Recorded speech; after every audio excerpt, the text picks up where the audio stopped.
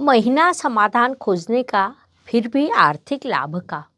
जीवन शांति से व्यतीत करना हो तो सब कुछ सुन ले, देख ले। व्यर्थ ही बातें करने से जीवन ना गवाए। ये बात कुंभ राशि के जातकों ने इस महीने मुख्य रूप से ध्यान में लेनी चाहिए। अत्यंत बुद्धिमान लोगों के राशि के रूप में कुंभ राशि की पहचान है। किसी भी काम को सोच समझ कर करना, जीवन के हर विषय पर स्वतंत्र रूप से विचार करना, ये आपका स्वभाव है। महत्वपूर्ण बात है कि आप विचारों के अनुसार आचरण भी करते हैं।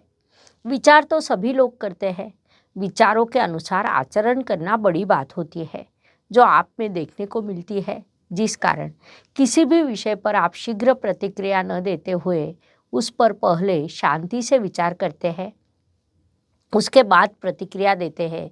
ये बात इस काल में अत्यंत महत्वपूर्ण रहने वाली है। नमस्कार, मैं एस्ट्रो गुरुमा डॉक्टर ज्योति जोशी आप सभी ज्योतिष प्रेमियों का हार्दिक स्वागत करती हूँ। सर्वप्रथम आपको अंग्रेजी नववर्ष की हार्दिक शुभकामनाएं। हम जनवरी 2025 महीने के राशि भविष्य को समझ रहे हैं। उसमें आज हम कुंभ राशि के जातकों के लिए ये महीना कैसा रहेगा, इस पर विस्तार से वार्तालाप करेंगे।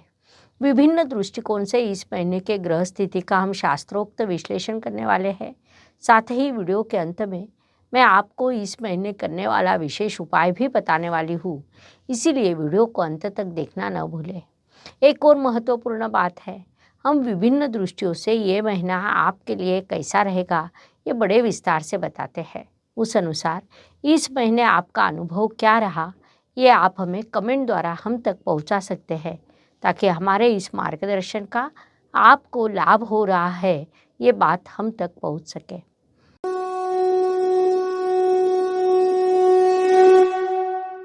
व्यक्तित्व की दृष्टि से जब हम विचार करते हैं तो राशि स्वामी की स्थिति महत्वपूर्ण होती है। कुंभ राशि के स्वामी शनिदेव राशि में ही विराजमान है, जो अत्यंत शुभ स्थिति मानी जाती है।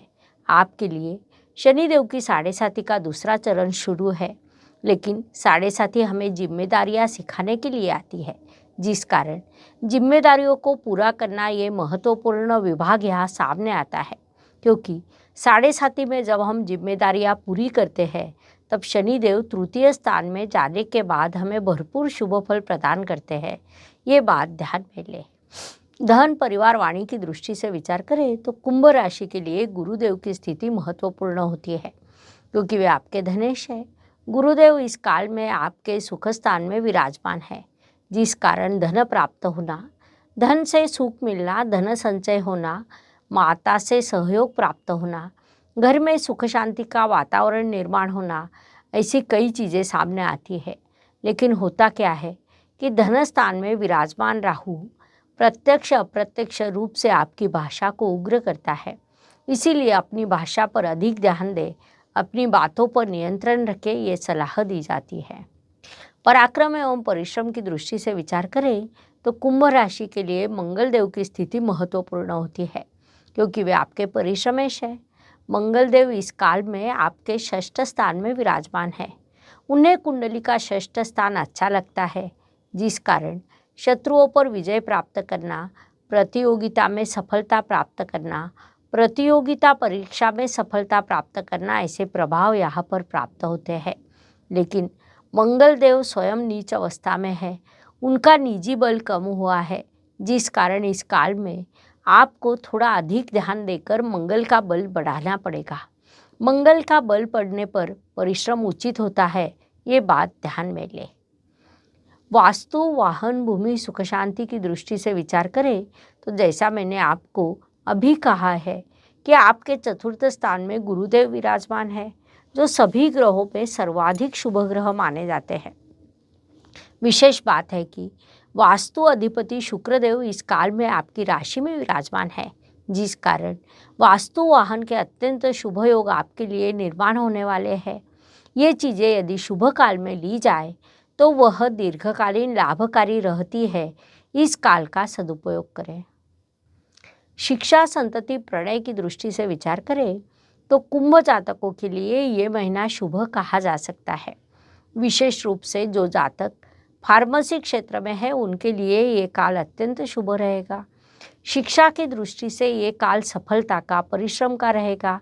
प्रत्यक्ष अप्रत्यक्ष रूप से आप बड़ा परिश्रम करने वाले हैं। आपको सफलता प्राप्त होने वाली है।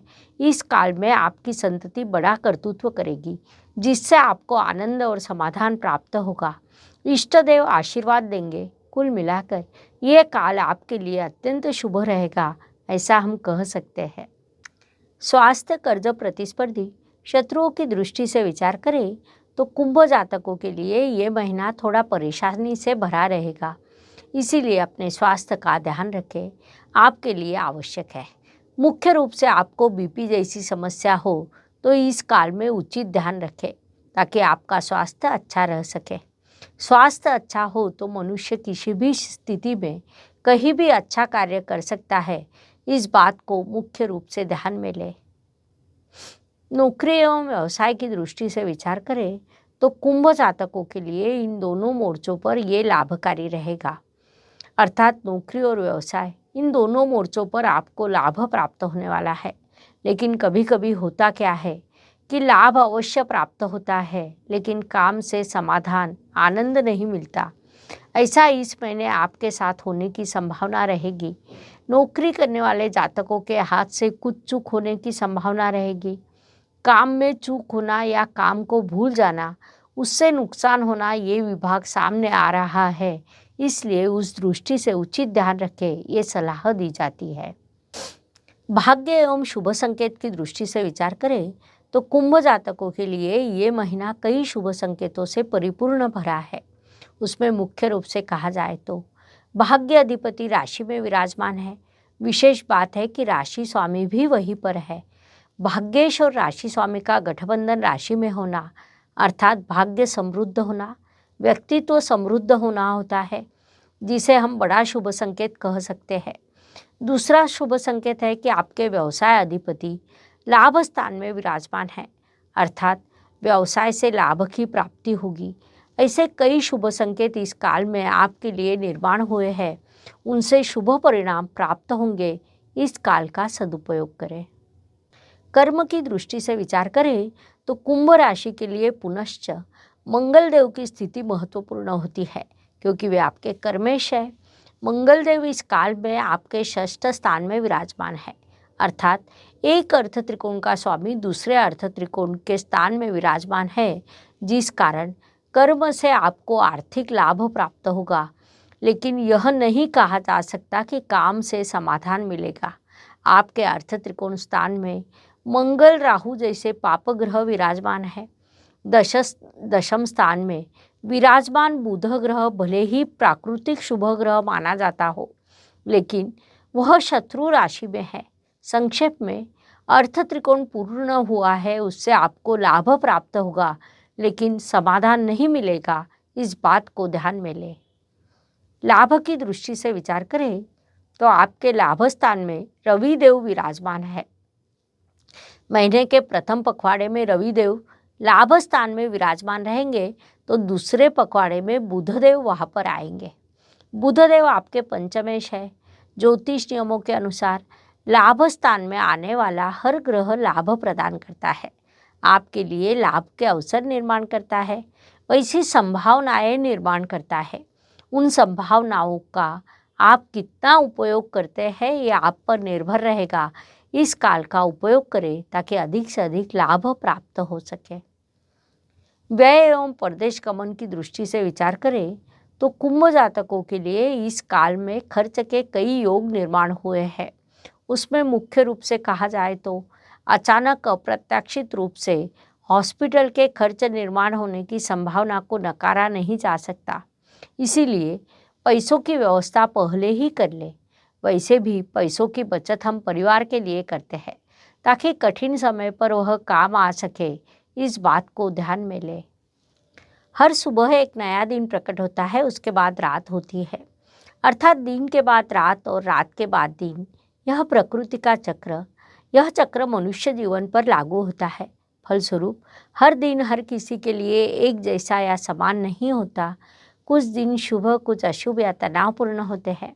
इस दृष्टि से कुंभ राशि के लिए 5, 13 और 21 ये दिन शुभ रहेंगे। 3, 11, 28 दिन अशुभ, तनावपूर्ण तथा संघर्ष से भरे रहेंगे। इसी को ध्यान में रखते हुए इस महीने कार्यों की योजना बनाइए। उपायों की दृष्टि से विचार करें तो ज्योतिष में छोटे छोटे लेकिन बड़ा परिणाम करने वाले उपाय बताए गए हैं। अशुभ चीज़ों की अशुभता कम करने का, शुभ चीज़ों की शुभता बढ़ाने का उनमें सामर्थ्य होता है। उस अनुसार जनवरी माह का विचार करें तो इस महीने मकर संक्रांति आती है। आध्यात्मिक दृष्टि से यह त्यौहार महत्वपूर्ण माना जाता है। उस दिन हम कुछ उपाय कर सकते हैं जिससे उसका लाभ पूरे वर्ष होता रहे। अर्थात जो उपाय मैं अभी आपको बताने वाली हूँ उसे आप केवल मकर संक्रांति को ना करते हुए पूरा महीना भर करें। तो कुंभ राशि के लिए उपाय सूचित किया जाता है कि आप आदित्य हृदय स्तोत्र का पाठ करें, उसके आपको शुभ परिणाम प्राप्त होंगे, इसीलिए ये उपाय अवश्य करें। इस प्रकार जनवरी 2024 ये महीना कुंभ जातकों के लिए कैसा रहेगा, ये जानने के लिए इतनी जानकारी पर्याप्त है। हम यही रुकते हैं। अगले भाग में अगले राशि के लिए महीना कैसा रहेगा ये समझने के लिए पुनश्च मिलेंगे। वीडियो अच्छी लगी हो तो लाइक, शेयर, सब्सक्राइब करें। कमेंट बॉक्स में शुभम भवतु लिखना ना भूलें। धन्यवाद। जय ज्योतिष। ज्योतिष का अध्ययन तथा शास्त्र की शास्त्रीय तरीके से पढ़ाई करने के लिए मेरी 2 किताबें प्रकाशित हो चुकी है, उनका अवश्य लाभ लीजिए। Please like, share and subscribe the channel. और हाँ, बेल आइकॉन दबाना ना भूलें। धन्यवाद।